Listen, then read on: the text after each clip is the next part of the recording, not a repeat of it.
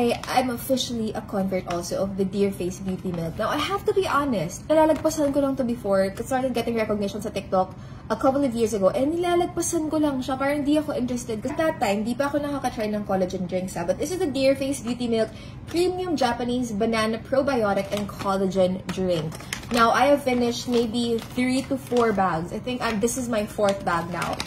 This is the Beauty Milk Banana. This is my favorite variant. I've tried the Chocomallows variant. That's really good too, but the banana milk is just on another level. My favorite way of drinking this is with milk. May fiber din to, and it's actually made with stevia. So, pasok siya sa healthy lifestyle. And also, hindi lang siya yung basta-basta collagen. Before, sinabihan ako ni Doc Casey of Luminous. Hi, Doc!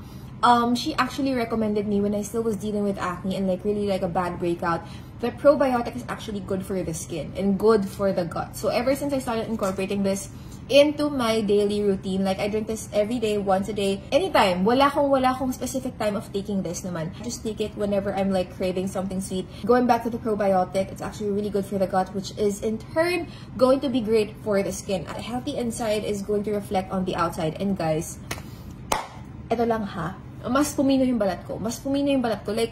Alam niyo yung before, makikita niyo talaga kapag yung balat, yung base, yung canvas, porous siya or super laki ng pores or maraming comedones, yung parang magaspang. Pumino yung balat ko mga sis. I'm not exaggerating whatsoever. Even if I zoom you in, I can. It's not perfect. I have spots here, but before, for example, my forehead before filled with milia. There was a time I was breaking out because I was eating so much sweets and sugar. Now the skin is just pino and so nice. Even my body, especially my body. Kasi ako yung kapag umitim, it's really gonna take time and you will notice talaga na maputi yung mukha and then yung katawan ko umiitim. Kapag nasa sunburn ako, it takes months for me to even out. I try to drink this at least once a day. Syempre, may mga days na nakakalimutan ko talaga. But at least once a day, girl, mas mabilis na mag-even out yung skin tone ko. So, hindi ako nag-gluta or anything. This is my natural color. But I think it's a collagen, the probiotic, that's actually helping even out my skin on my body to my face. Ang blooming lang ng feeling ko overall, face and body. I think I owe it to the Dear Face Beauty Milk. Ako guys, if hindi nyo pa to try,